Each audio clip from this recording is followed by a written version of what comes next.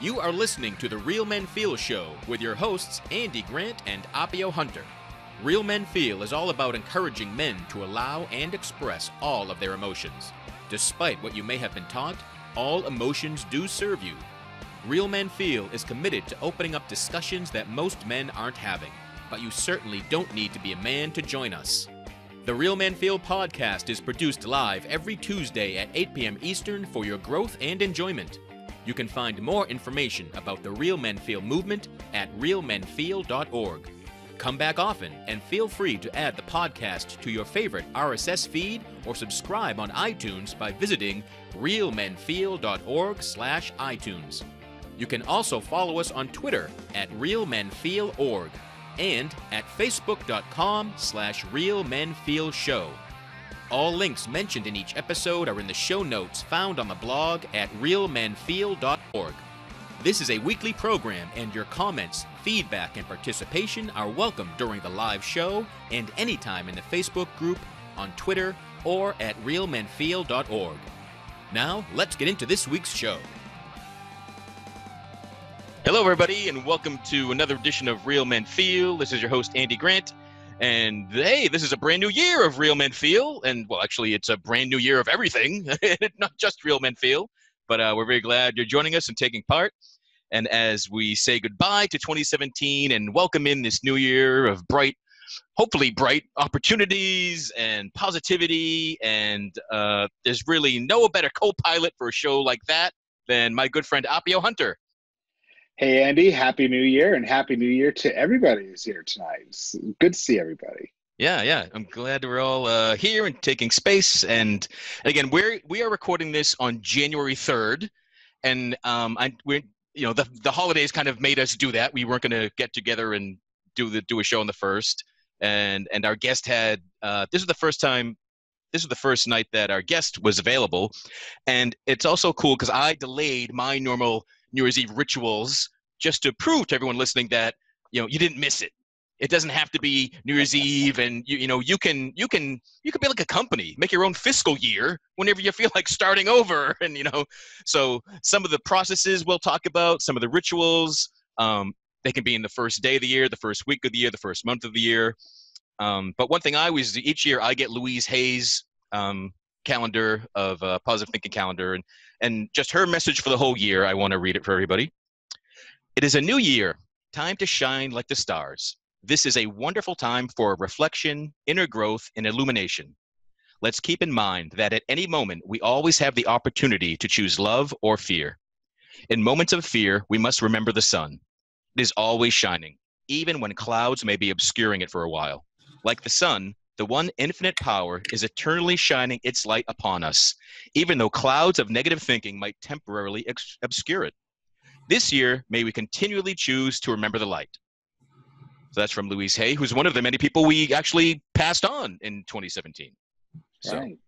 But I thought that was a wonderful message. And speaking of wonderful messages, let's introduce our guest for the premiere show of 2018.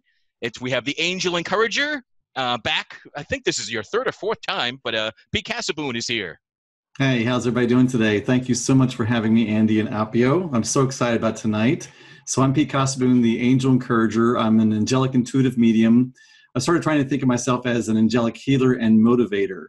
So I connect with angelic forces, and I also connect with transition souls and other energies. Fairies are starting to come. All kinds are like, hey, I want to join the party.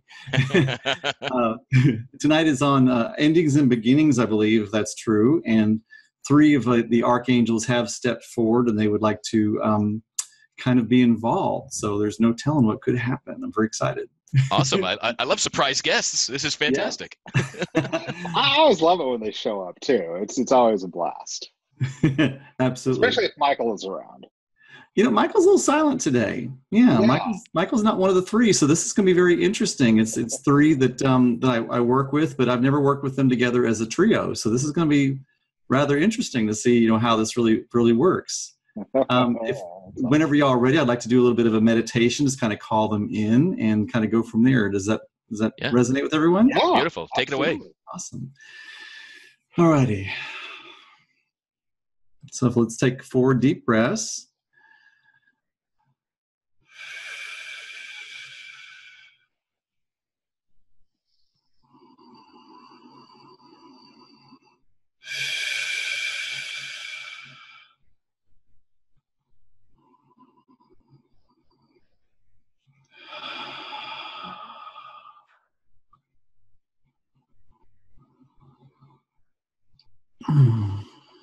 So the first archangel that would like to present themselves tonight is Archangel Denial. Archangel Denial is the ebb and the flow archangel, really works with moon energy, really talking, I think, with the endings and beginnings, how we as men and women, we sort of see things as an ending and beginning, but really for the angels, it's all one continuous flow. It's all one continuous stream. There really is, to them, and there from their viewpoint, one thing. And in order for our human brains to really kind of understand things and be able to categorize things as we love to do with our egoic selves, we have to create sort of like an ending and beginning. So Archangel Denial is coming forth, and we always think of it as with the ebb and the flow. There's certain times in life where we really feel like we always say feast or famine, that kind of concept. And I always want to try to get people excited when the idea when the tide goes out, because that simply means that the energy is building, and the longer the tide stays out, the bigger the wave coming in is going to be. Just like the ocean, no water is really ever lost. It's simply changed places, and it's going to eventually come back again. So Archangel Denial is here to really help us with that ebb and flow. The other archangel that's here with us is Archangel Azrael. And Archangel Azrael is kind of a bad rep, known as the death angel. But Archangel Azrael helps us with those that are transitioning, helps those that are grieving, but also helps us with grief and sorrow and really letting go. So many times when we have an ending and we're not ready to move into the new beginning, it's because we're trying to hang on to that that is the known. Even if we didn't like the known, it is the known. In the ego, we like to structure our idea of who we are, around what has been. And so the new is scary, even if it looks brighter, we want to hang on to it. So Archangel Azrael helps us to, let go of that old. I mean, if you can imagine like a piece of food, if you keep hanging on to it for centuries and centuries, it'll only spoil. But if you let it go and let the new come in, then you can have new and you can fresh and you can do new things. The other archangel that wants to come in tonight is Archangel Chamuel. Archangel Chamuel really works with the lost and found, and also with perfect angelic relationships. He's really here in his role of really the lost and found, because I think so many times, the reasons we don't want to let go of endings is because we feel like we've lost something. But when we realize that, with the fabric of all that is, how we're all connected, that there really is nothing to lose, because you are already everything, because you are a part of everything. So those three together would like to come together. I want you to imagine Archangel Denial coming forth. Archangel Denial, sort of like a moonbeam, sort of like that kind of that off creamy white color, with maybe little sparkles in it, like you would think like with moon dust. Just imagine beginning at the bottom of your feet, that energy just kind of swirling around you, letting you know that emotions and being happy one second, perhaps sad the next, those ebbs and those flows are nothing to judge. They're simply the natural patterns of things. And it's how you can't really experience the real highs unless you've experienced the real lows. So celebrate the lows, because it helps you to really experience more of the highs. If you were constantly on a high, if you were constantly eating chocolate ice cream would lose its flavor to you. It would lose its appeal. It would lose its specialness. But when you have to take in the bitter, then when you have that sweet, then it makes, it just becomes so much more delicious to you. So realize that ebb and that flow, that change, that juxtaposition is perfectly natural. Feel Archangel Denial coming up to our hips, our torsos, our shoulders, up to our heads, just kind of surrounding us in that feeling, just letting us know that it's perfectly fine, it's perfectly natural, and it's actually wanted for us to feel both sides of everything. And then we'll bring forth the next archangel. We'll bring forth Archangel Azrael. Archangel Azrael is sort of more of a like a butterscotch color, I guess I would say, starting from the bottom of our feet, just kind of searching out those points of pain, pointing out those points of suffering, the things that we're holding on to, things that were the grief and the guilt and the I wish I should have, and I wish I could have, and I should have done this, and I wish I had been that, and just letting us know that we're perfect right where we are. We're starting from this very starting point now. And when we hold on to the past, all we're doing is we're just watching it spoil and fester in our hands. It just makes us sicker. But when we let it go and realize that it was perfect as it is and that we are perfect where we are, we just get healthier and healthier, and just feeling that kind of that butterscotch color just coming up our legs, coming up to our hips. I feel somebody having something in their right hip right there. That has to do with familial connections, some kind of guilt having to do with family connections, somewhere that you feel guilty. So many times the reason Archangel Azrael works with both the grieving and with guilt and sorrow and shame is because when somebody is passing, that's when we really realize, I wish I had said this to this person. And I can tell you that as one that connects with transition souls, you can actually sometimes have a better relationship with others after they've transitioned than before, because they completely understand. And you're in a space of total freedom where you can be completely honest with them and they can be completely honest with you. Just imagine that energy coming up your rib cage, up to your shoulders, up to your head. Just feel all that just like lifting out of the top of your head, just being pulled and sucked out of the top of your head. All that grief, all that pain, all that suffering, all that woe, all that agony that you've held on to for some reason for so many years. Those attics that we just stuff full of things that we never ever touch. And it's time to just let it go and let it go back into all that is. And Archangel Chamuel comes forth. Archangel Chamuel is sort of like a light pink energy, starting from the very beginning, bottom of our feet, just kind of swirling around. All those things we feel like we've lost, all those things that we feel like we no longer have a hold of, and like, I used to be this and I used to have that, and why don't I have it anymore? And realizing that it's all about transition, it's all about change, it's all about the new, it's all about becoming more. And if something goes away from us, it never really truly was ours, and it's time for it to release. It's time for us to release it. And sometimes those things can come back. So many times with physical items that are taken away, like if you can't find something, sometimes that's like fairy energy taking it away. And then it's Archangel Chamuel's pleasure, to really bring it back to us. But it's about stepping into that angelic faith, that angelic grace, that it's right there for you and that you will find it and all that is well. And Archangel Chamuel coming around, coming up our hips, up our rib cage, up to our shoulders, around our head. I felt sort of a wave, like a big pressure wave in my head, and then it kind of released.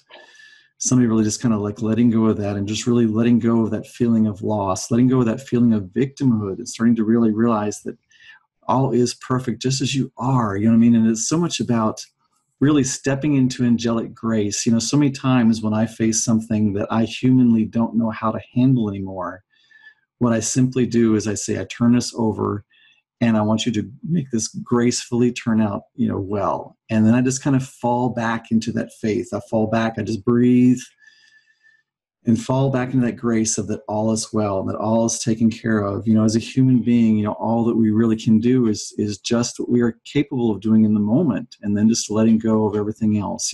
Keeping that focus of how we'd like it to be, taking those actions that are before us, and letting go of everything else, because if we don't let go of it, we're holding it back. It's exactly what we're doing. These three archangels now linking hands and sort of swirling around us, bringing us love and peace, bringing us connection. They just want us all to know that there is really one thing, and where we see the ending and the beginning of something is simply our own definition. And when we let go of that definition and realize that we have hold of everything, that we are part of everything, and that everything is a part of us, we never can truly lose anything or be lost or not have everything you possibly need right now in this moment.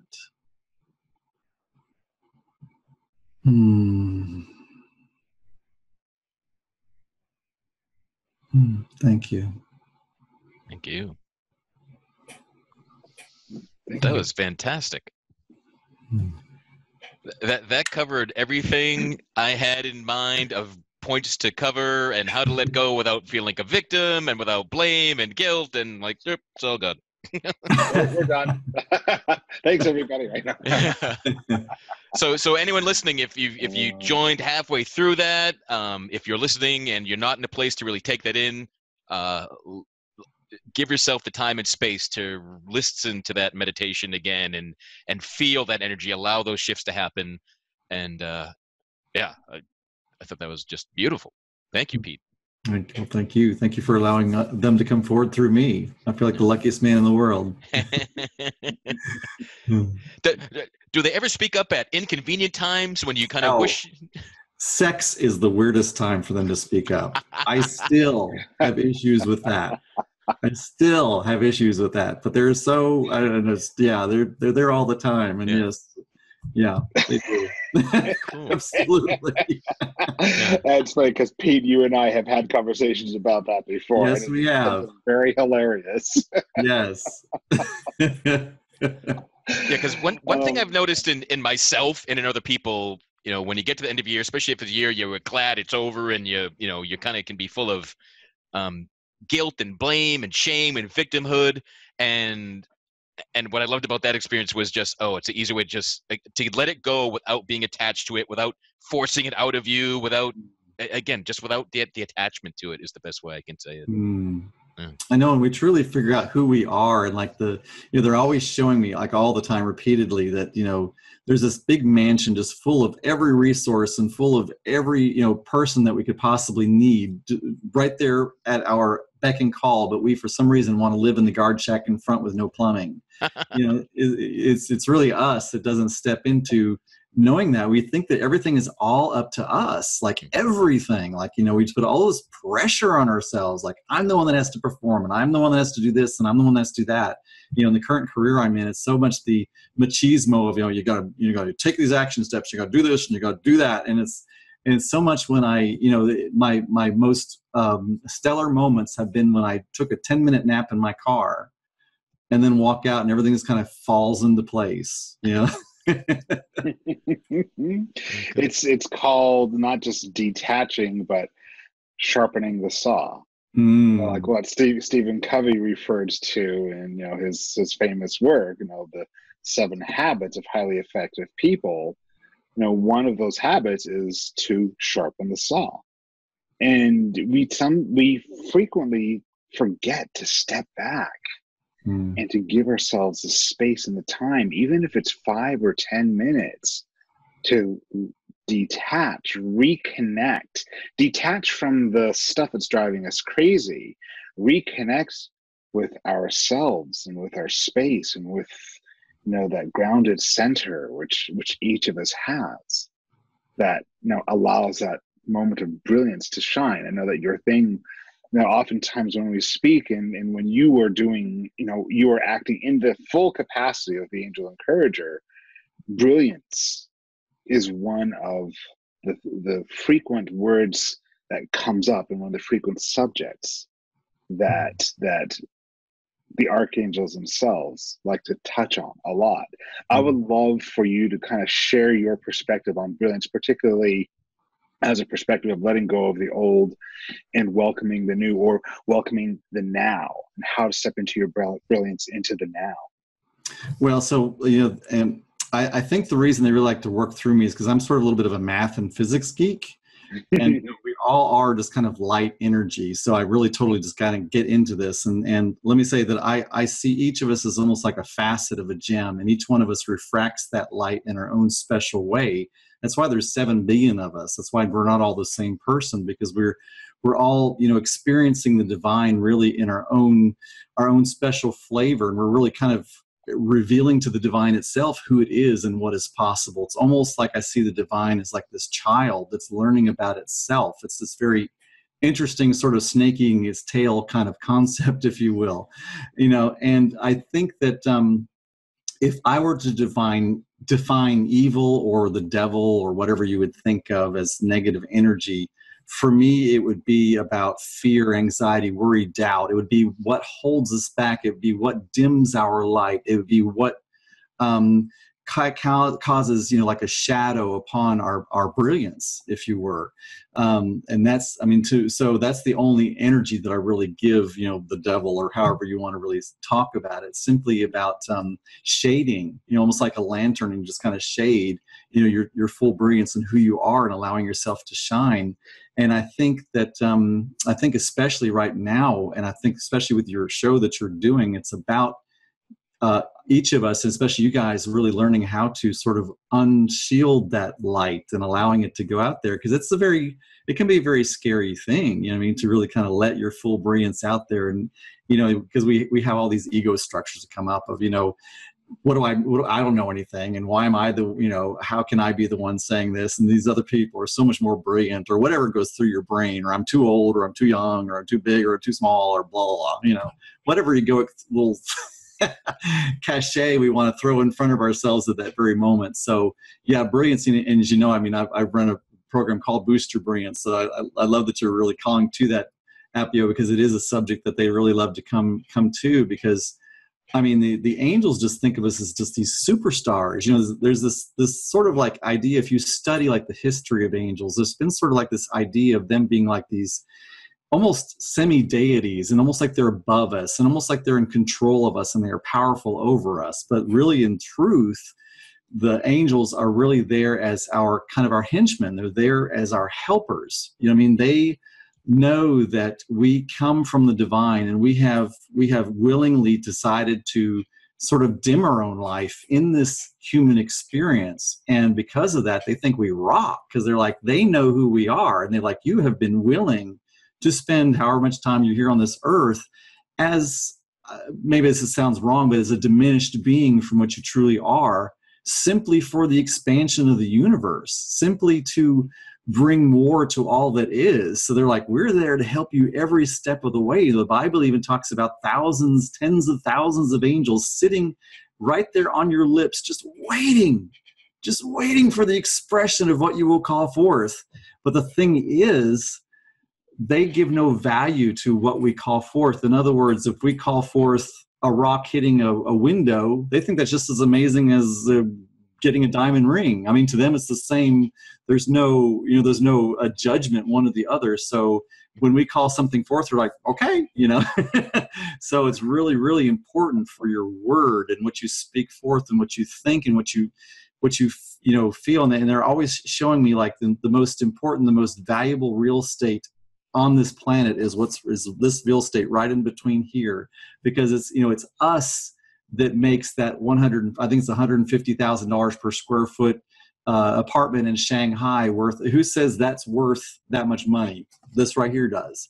Who says a diamond is worth more than a piece of coal? This does right here. So this right here, this space right here is the most important real estate in the entire world, and it's what we allow to fill in. They're often showing me the concept that our brain is like this super high rise, and the road below is every imaginable thought going by. You can't control the stream of consciousness that runs by, but what you can control is what actually comes into your building and decides to take tenement. And it's the idea of, are you a slumlord, or do you run a really beautiful, classy building? And it's based upon what you tell your doorman is allowed to come past your lobby. And every now and then you're going to let a bad tenant into one of your apartments. But you know what? You have the right to evict them as well. Sometimes it takes 6 months. We all know how eviction works, or maybe, not personally, thank gosh, I don't think anybody else does, but we have the concept, it can take a little while to evict them, but you absolutely can. Then you can repaint the whole apartment and have it all start out from scratch. So there's a lot of allegories I've thrown out there, but I hope that really touches people and really kind of gives them the concept of really what we're talking about. I really like to take those ideas that we really hear in the mindful world and really give them teeth. To me, it's about radical spirituality. It's about spirituality in the 24/7, not just when you're meditating or on top of a mountain, but like when you're in the dark alleys and when you're looking at the litter-strewn park or wherever. It's about bringing spirituality to that moment as well. Yeah. If God is everywhere, then yeah, everything, even the ugly things you see, are divine. Exactly. Yeah. Exactly. And I love everything that you've shared so far, because I was never big on resolutions And the people that it seems each year fewer and fewer people are doing it, or it's just my circle of people, maybe. But resolutions always seem to have like a negative tint. It's focusing on what you don't like about yourself, and I want to change this and alter this, and I don't like this, and it just has this negative tint to this. And so I love what you said. There's really no endings and beginnings. It's really about welcoming and engaging the flow of your life, of your growth, of the light, of the dark, and recognizing and allowing that angels aren't judging us, and they're just as amazed if I stub my toe as if I invent some great new product. That takes the pressure off. And it's also the idea that we think of an ending as like it's over with and we lose that energy. But if you really think of your life as sort of like the building of something, then you notice that the ending, the new beginning is simply adding on to it. So many times, like I'm in a new relationship, and I can almost see it like we'll get up so far in one stage, and then we'll go to the next stage, but we're down at the bottom of it. Like we get to the very top of one stage, and then we get to another stage, but we're at the very bottom, and it feels worse there than it did at the top of the stage below. But I know we're at the next floor. So it's about knowing that we didn't lose that first floor. We're just kind of building upon it. And that's, so don't think of an endings as gone. Think of the endings as a new way to build upon the experience that you already have. Even Abraham Hicks talks about, the person that, was a multimillionaire and then lost all their money and thinks, oh, I'm starting all over from scratch. And she's like, no, you don't, because you've had the experience of being a multimillionaire. And because you've had that experience, you know what that flow feels like. You know what that rhythm feels like. You have so much more information than someone that's never been there before has. So that's exactly the same. And I forget what the term is, but the Japanese idea of like when the bowl is broken and you take it and you fill it in with gold and you rebuild it, and it becomes more valuable. Then it's the same thing with our lives. We think of our lives as shattered. But the angels are always showing me how, you cannot have great joy unless you've had great suffering. And the larger your suffering, the larger your capacity for joy, the larger your capacity for empathy. It's like it increases your jug or your vessel that you're able to fill joy up with. That's why you see people that have had probably fairly easy lives, so to speak, can be rather vacuous sort of people when they kind of present themselves. And it's because they have not really experienced those things. It's really kind of a shame, but I'm not going to put shame on anybody. That's I'm not going to put judgment on it. Whoops. Yeah. I'm stopping there. It's like about resilience. If you've had such an easy, effortless flow, such minor things can just really knock you for a loop. But kind of the more scarred you are, the more resilient you are. Though in the moment you might not always recognize. At least for me, I don't always recognize my resilience when I'm in the middle of the shit and muck. But and I challenge anybody to think of one story of a hero or heroine, or one true life story, even if it's in comic books. Think of one single story that you've ever heard where there's somebody that you really think that has accomplished a lot, and see if there's not some huge challenge that person faced at some point. Because whenever there's only great opportunity and great challenges. So it's about learning how to really adore those challenges and realize, wow, this is my opportunity. This is my opportunity to shine forth. This is my opportunity to see the other end of the stick. You know what I mean? Not just seeing the side that's trying to whack me over the head, but see the side that's trying to, whack at the piñata over my head that's about to shower every blessing I can possibly imagine. You know what I mean? If you take that stick and just keep going whack, whack, whack, instead of going whack, whack, whack, you know what I mean?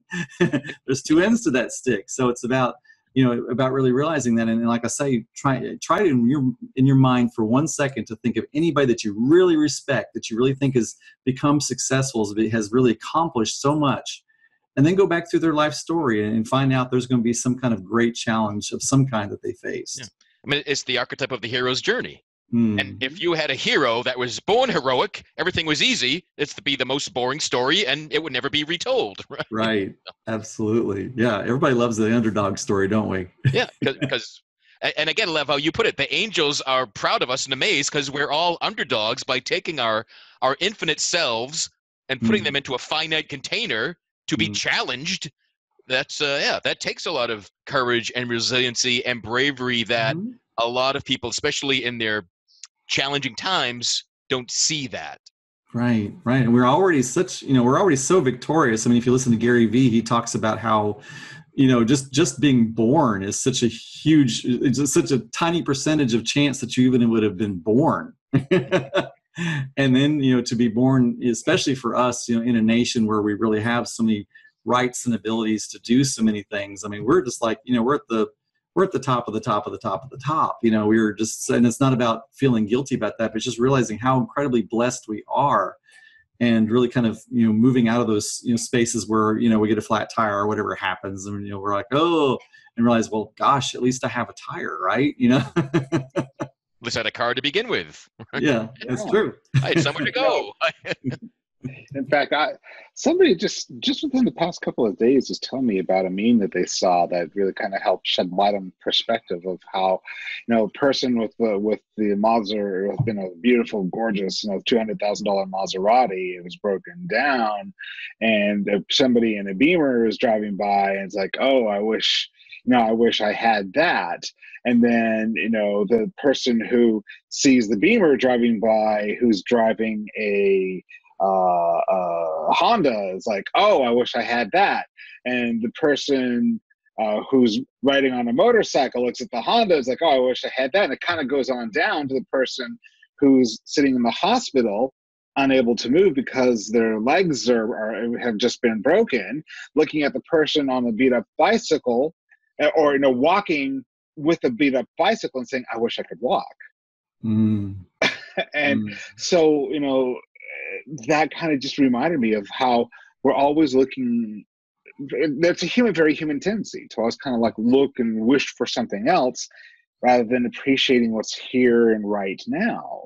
Yeah, that whole comparison theory. Yeah, exactly. But you brought up something very interesting a couple of times. You touched on judgment, and particularly how from the perspective of the divine, there is no judgment. Whatever we do, whatever we engage with, whatever decisions we make is okay right now. And I really love, appreciate how you brought that up, and the business of us beating ourselves up. The measuring stick ends up becoming the torture device as we beat ourselves up with it, and being able to let it go. Absolutely. It's so much about how we measure ourselves. If we all were taught that the color red was bad and the color blue was good, I mean, there's no real value to be, either way. It's just, it's what we've been taught, and what we decide to value. Everything really in this world is really valueless. And I don't mean to make it like, like we're just dust in the wind, that kind of song. I'm just saying it's us that gives it that meaning. It's us that gives us that value. And we're the ones that get to really decide, is it more important for me to be feel whole and feel secure and to feel tranquil, or is it more important for me to make $10 million a year? I mean, what is, where is my value? Where is my, in each one, at the end of the day, we're the ones that get to decide which one's more important, right? Yeah. Cool. Yeah. So I kind of, to get it back to, even though there are no endings and beginnings, that the calendar has an ending and a beginning, the way we structure our lives around it. And Pete, I'm really interested, since the archangels can come through you at any time, and do you have personally any sort of rituals or practices around a new year that you engage in, or are you just really in the flow of whatever shows up each day even?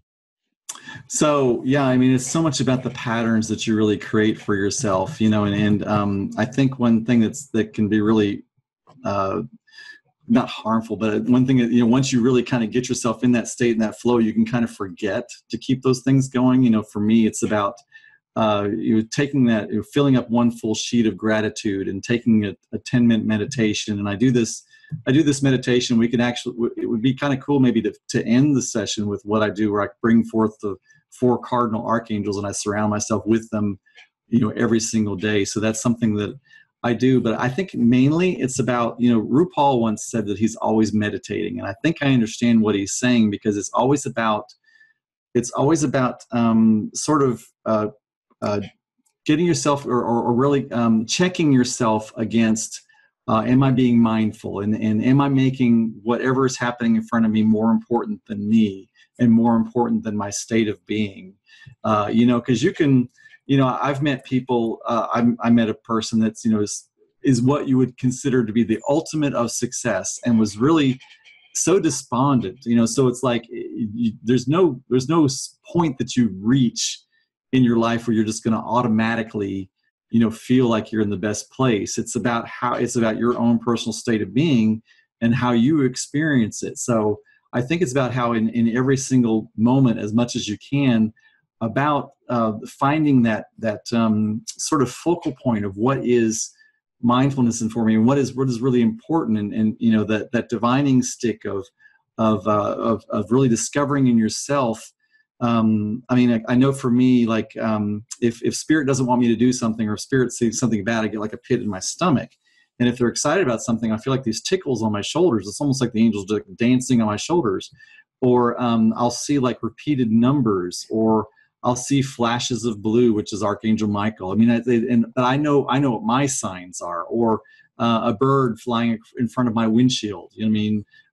Different experiences I've had like this. And so I think it's for each one of us, it's about finding that particular pattern, that particular flow that reminds you really of who you are in that whole moment. I'm reading this amazing book, and of course you should never bring up a book if you can't remember the name of it, but what it's really talking about is really the Christ consciousness, and really how we are all part of that Christ consciousness, and how if you really, really read the Bible with the idea that we are all part of that divine, and not that we're all born bad and we have to like have somebody die for our sins, and sort of, he's always going to be this pinnacle of Christ, but how that we are all Christ, we all can be, we can all get that consciousness.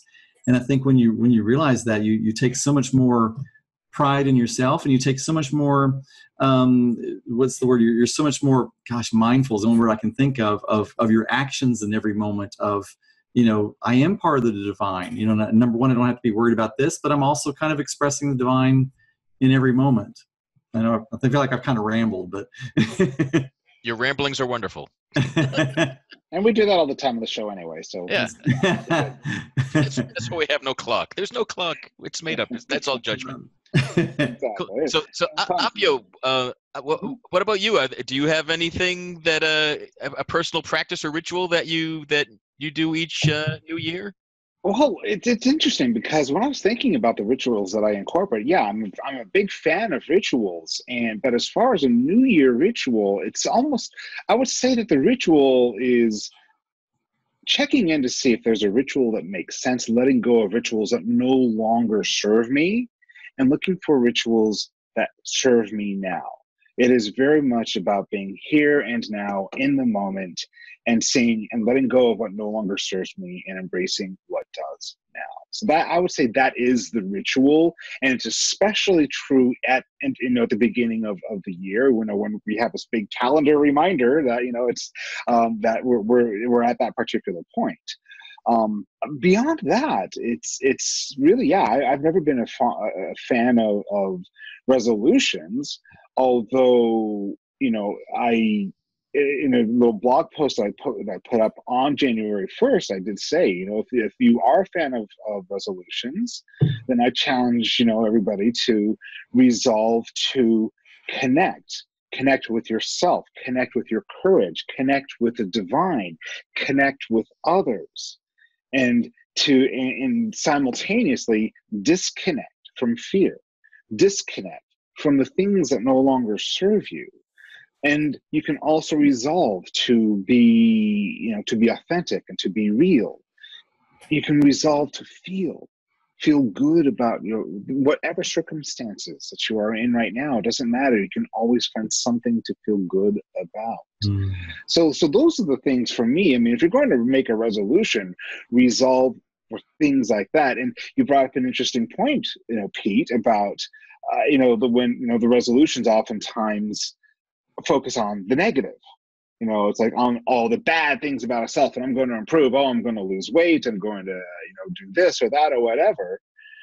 And I would say, if somebody wants to make a resolution beyond what, the things I just listed, resolve to find something that works for you, and to do that.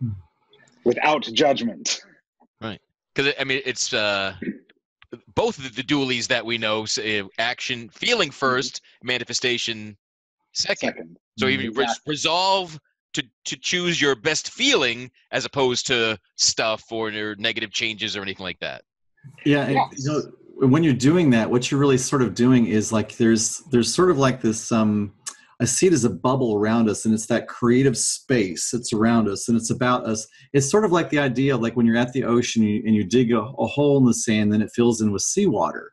It's the same kind of idea. It's about creating, like when you're saying, think about it first, become it first in your mind, and then it becomes you. It's about it's almost that idea of like in this space around you, like kind of forward just a little bit. You create the space where that's possible, and then the universe just has to. Universe abhors a vacuum, so of course it has to absolutely fill it in with whatever space you've created for it. And that goes back. And one thing it's only in recent years that I've enjoyed this aspect of a new year, and that's getting rid of clutter. Computer files, in my thoughts, in my house of stuff, because nothing can come in if everything's full, right? You can have so much going on in your life, in your spiritual life, in your physical activities, that there's no room for some new, your best experience ever cannot get in. Yeah, absolutely. I'm glad you brought up the part about clutter, because that's actually, it has a very real implication for me right now. Actually, I'm talking to you guys not in my normal space where I typically record the show. That's because my home office is currently occupied by my daughter-in-law and my grandkids. They've been here visiting from Florida. And while I was clearing out everything out of my home office to make the space ready for them, so for their visit, I realized that there was a lot of crap that I just let accumulate and just stuffed and I basically stuffed away, so it wasn't necessarily visible. But boy, when I had time to clear it all out, so it started before the new year, but it's actually continued into the new year also. And oh my gosh, it feels great. Well, that's the same thing with that creative space. I mean, you can absolutely tell where Pete is by looking at my home environment. You can absolutely tell, but you can hack that, kind of like with what you're saying, Appio. If you clean out your physical space, your mental space automatically cleans out. It's sort of the same thing like with the mind, body, spirit system. Where our natural state of being is joy. If you realize that your natural state of being is joy, you simply have to find a way to hack yourself into that. So I know when I was going through my really depressive period, I would force myself to smile. I would simply just force myself, and it would look weird. It was like a Joker face. It was like, what? It was scary. But what it did was, my brain would go, he's smiling. Maybe we're happy, and then I would suddenly start getting kind of happy. You know what I mean? And it's the same like if you're really, really anxious, if you take that's why most meditations start off with those deep, slow breaths. Because if you take those deep, slow breaths, your mind is like, gosh, we're kind of acting relaxed. Maybe we're relaxed. Let's give it a shot. Next thing you know, and if you think about it, air is the largest natural resource that we take in. More than water, more than food, more than anything else, we take in air. So, and Archangel Raphael right now is jumping up and down because he's the Archangel of air. Go ahead, Archangel. But, so it's so much about, taking in those long, deep breaths, and you can just like hack your system. So it's about finding those hacks. I guess that's what I was alluding to earlier, Andy, about finding those meditative moments, like in every moment. It doesn't have to be some big hairy deal. Like you got to get a candle and you got to get your stone and you got to get in the right place. Right. Yeah. For people that say they can't meditate and it takes too much time, breathe 4 deep breaths. That'd be it. Because you said it's the start to so many, but hey, if just start, that could be the whole thing too, right? Yeah.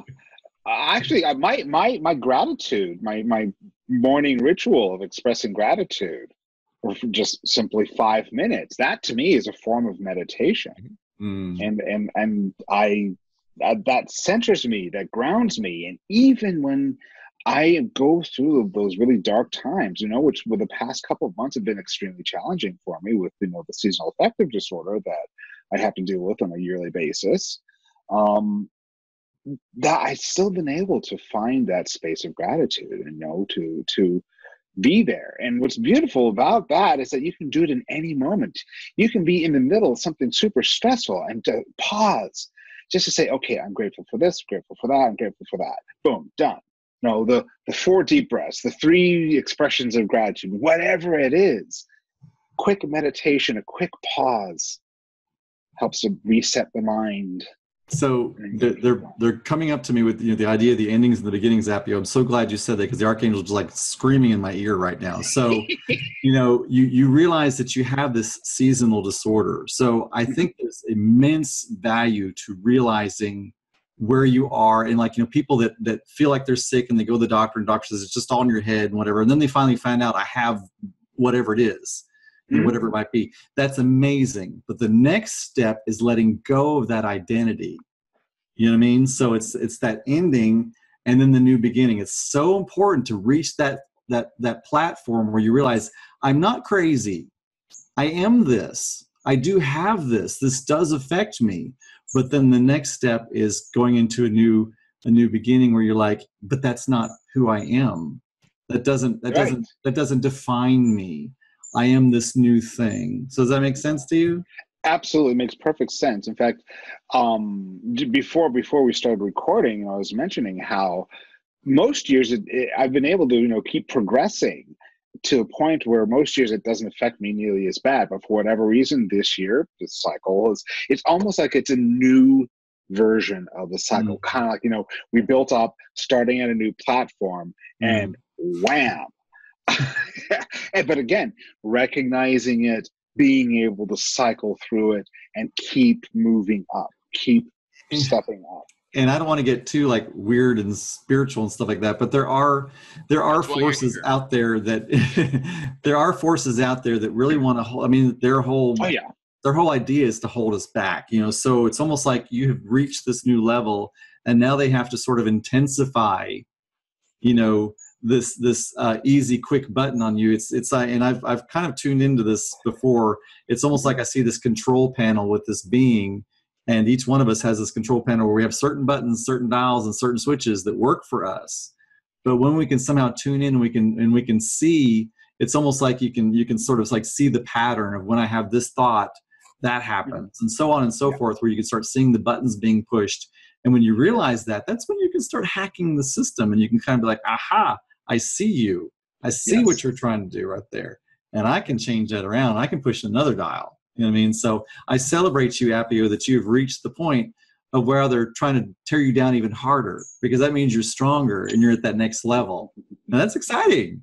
Let's celebrate that. I actually have been celebrating. At times, yes, it's been through gritted teeth, but I've been celebrating the whole way. It's like, me, this is good. This is really good. I've found so much gratitude throughout the whole process. So much gratitude, and it's been great.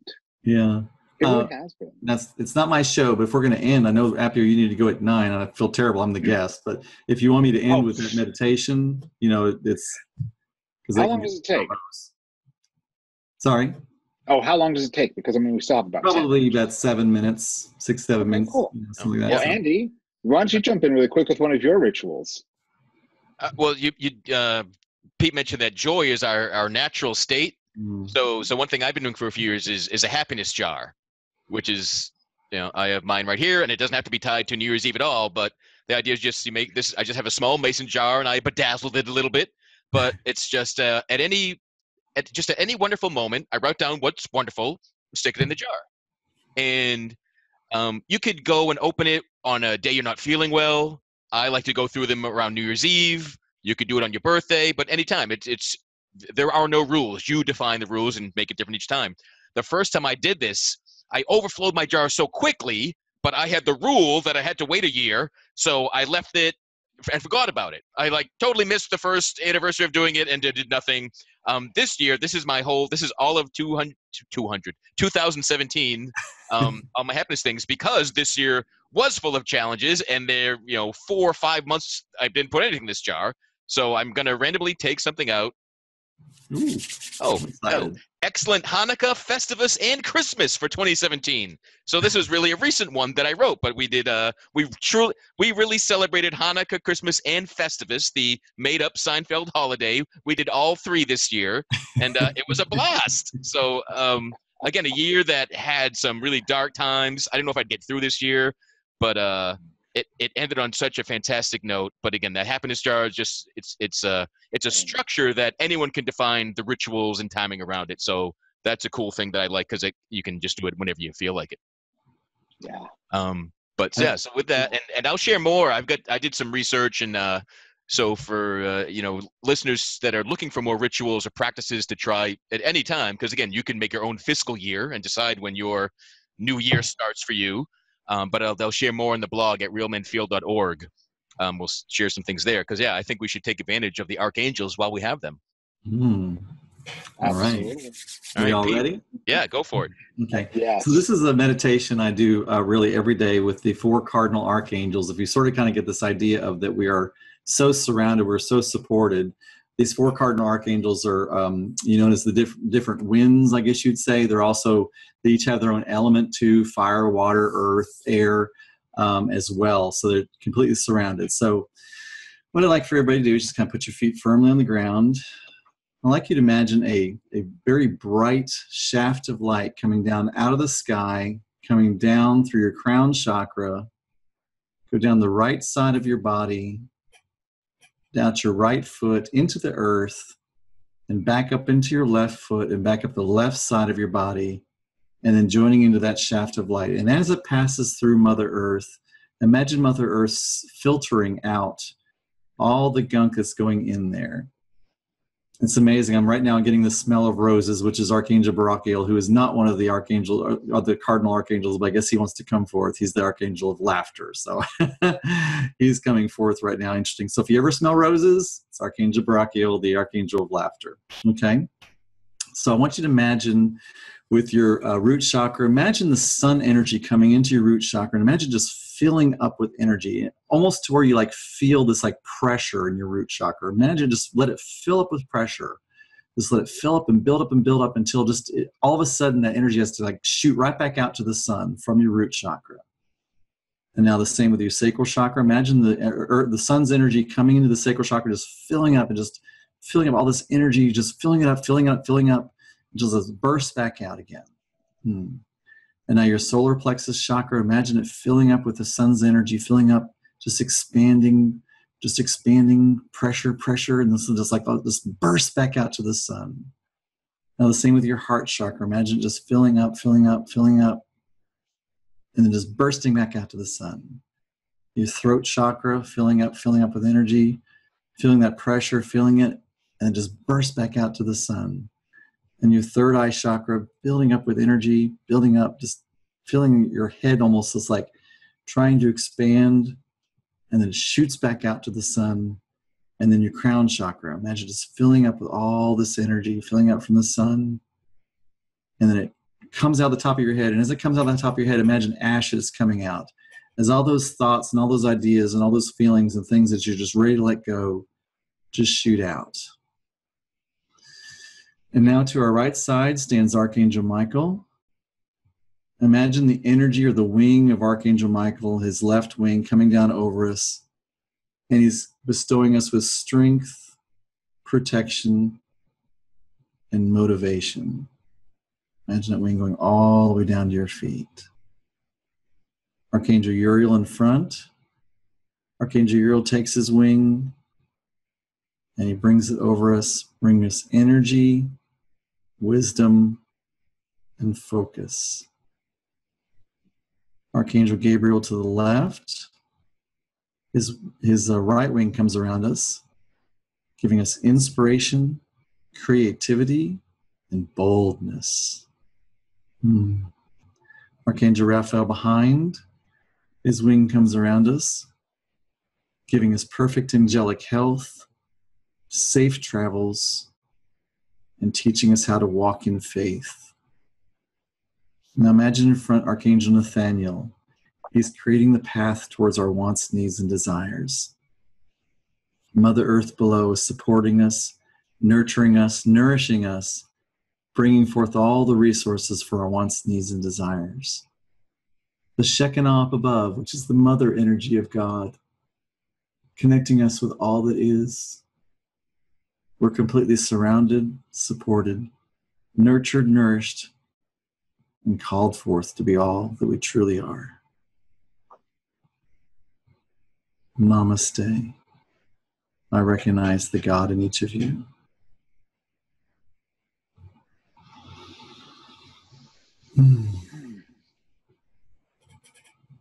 Beautiful. Thank you. All right. Fade to black. Shivers. Yeah, that was fantastic. I felt a lot there in that. Wow. So in case you weren't sure what an angel encourager, an angelic healer, and mentor would all be, like, I trust you've had the experience of that now. And if you didn't, give it the time and space and listen to these two meditations and allow yourself to have an experience and let the mental judgment fall away. Yeah. So thank you very much, Pete, for joining us this evening. That was fantastic. A great way to celebrate the mental illusion of endings and beginnings of years. Appio, thanks as always for joining us and sharing some of your practices and some of your struggles too. And again, this is a place for Appio and I, for our guests, for listeners, wherever you are, to let it all hang out, man. This is a judgment-free zone.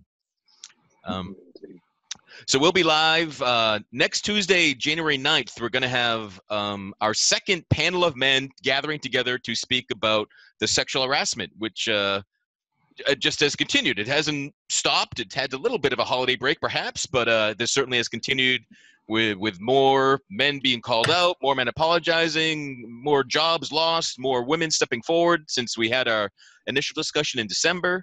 So that's an open call. Everybody is welcome to join us. And you can join us at 9 o'clock Eastern at realmenfeel.org/show. Be part of the show. Yeah. And I am really blanked out from that meditation. So I'm just going to say thanks. Absolutely. Thank you. Really quick, I want to toss out there any of our past female guests who have been very outspoken about, you know, human issues, whether it pertains to female issues or male issues or whatever. We want to make sure we extend the invitation to them as well, because they've always contributed some amazing insights to the conversation as well. So this isn't just about the men coming together, it's about our sisters coming together with us as well. Yeah, that's a good point, because the first time I did intentionally keep it just men, but I'm gonna actually tag a few people. I'm gonna tag some we have a few women in our private Facebook group. I'm gonna tag them.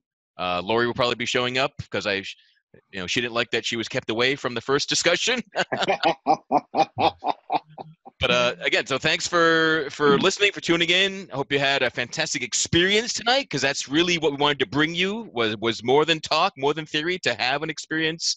And I think Pete knocked it out of the park. All the archangels that showed up here, great love and appreciation for them. And wherever you're finding us, wherever you're finding Real Men Feel, please give us a rating, a review, a share, a like, a comment. Let us know you're out there and what you're interested in. Visit realmenfeel.org. Check us out on Facebook. Send us feedback. And we'll talk again soon. Until next time. All right. Happy New Year, everybody. Happy New Year. Thank you for listening to Real Men Feel. Until next time, visit realmenfeel.org, join the Real Men Feel group on Facebook, and share what you thought of this show. Please give this podcast a review on iTunes, Google Play, or wherever you are discovering Real Men Feel. Reach out to us at realmenfeel@gmail.com. Learn more about Andy Grant at theandygrant.com and Appio Hunter at appiohunter.com.